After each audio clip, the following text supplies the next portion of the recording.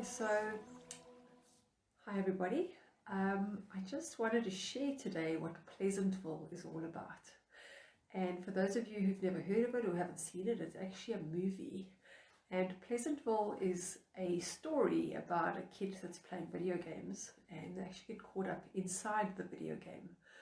And inside the video game, it actually plays out in the 1950s where the wife is like the Stepford wife.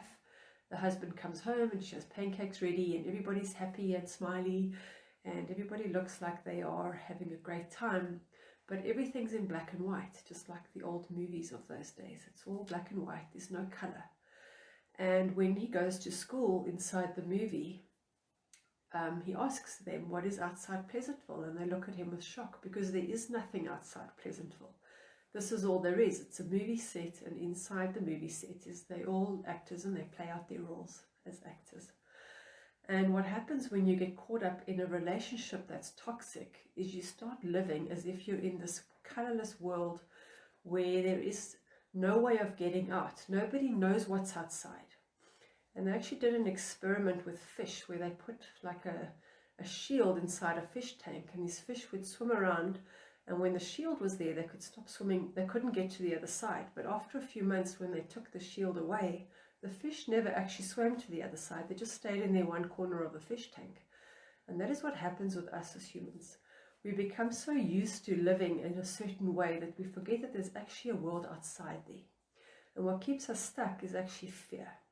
And the fear, and then the mind starts going in overdrive. And there's two reasons for the fear. The one thought they have is that I'm actually, if I leave this relationship, if I get out of this toxic situation, I'm just going to find another one. So what's the point?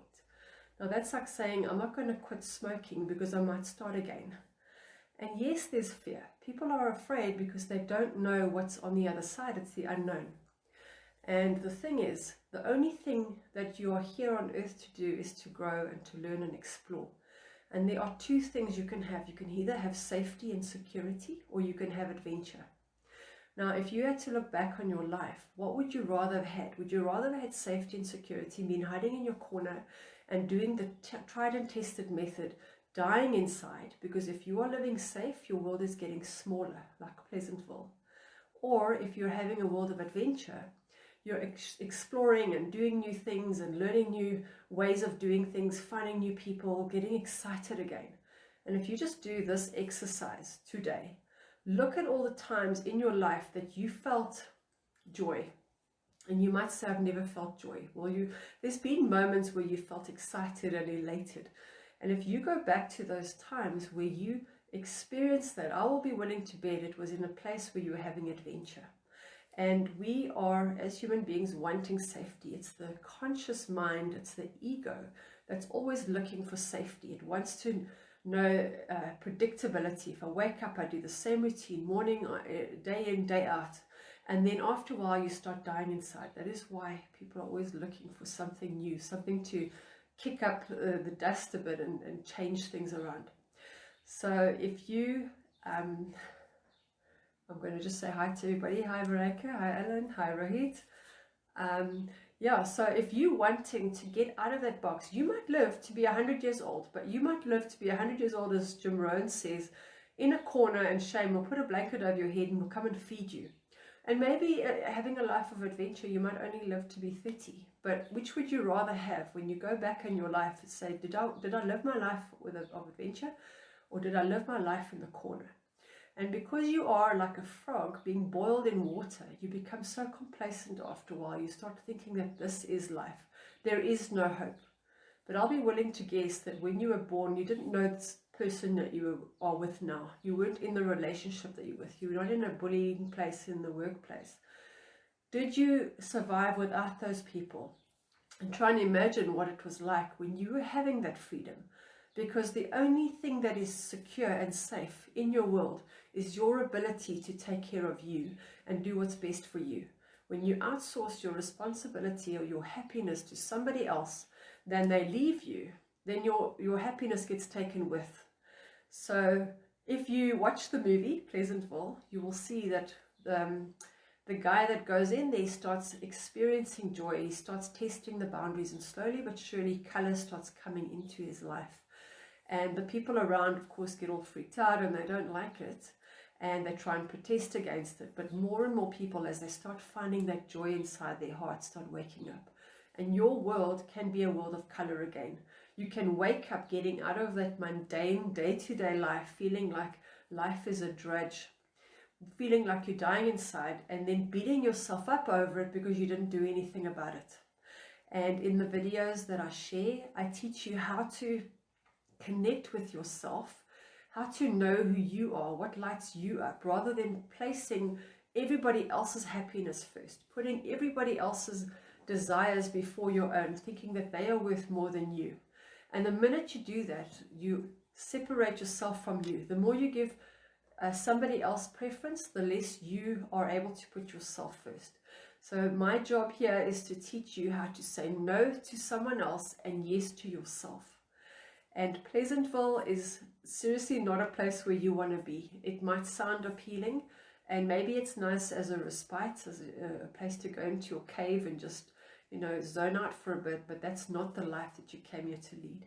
And if you want to be a leader, if you want to be somebody that's going to leave their mark on the world, you have to become authentic. You have to step up. It's not optional. Or you can be a sheep and you can just follow the crowd and do what they keep doing. And at the end of the day, if they lead you to the slaughterhouse, then that is where they're going to lead you anyway. Because at the end of the day, anybody that's abusive, anybody that's narcissistic has not got your best interests at heart. They only have their best interests at heart.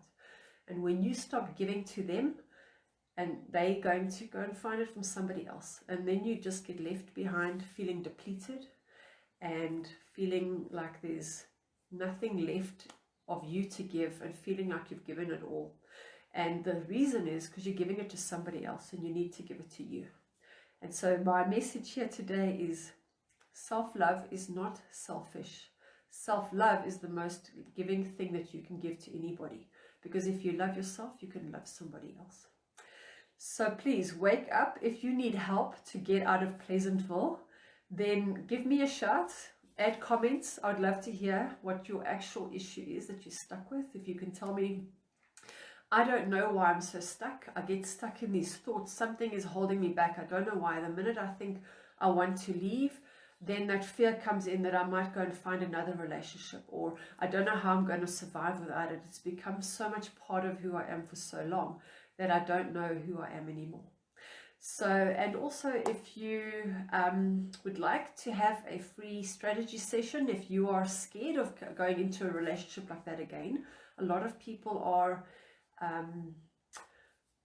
the women that I meet are actually people that are wanting to get out of a toxic relationship, but they're so afraid that they're going to find another one that they'll end up being single and lonely for the rest of their lives. And you can have a healthy, happy relationship. It's possible. But you need to heal your past. You need to heal your programming. When you heal your programming, you will attract a different kind of person, because we are electromagnetic human beings and we attract people that resonate with our subconscious thoughts.